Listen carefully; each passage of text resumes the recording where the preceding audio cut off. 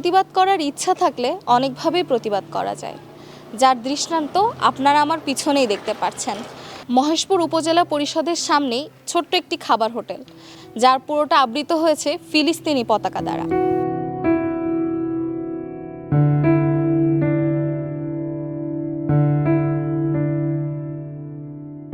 ফিলিস্তিনি যুদ্ধ হচ্ছে, মানুষ নির্যাতিত হচ্ছে, এই জন্য আমরা এই রংটা করেছি প্রতিবাদ করার জন্য।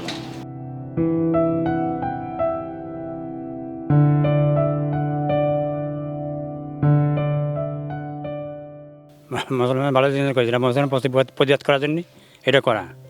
এই আমার এই পাশের এই ভাই করেছে।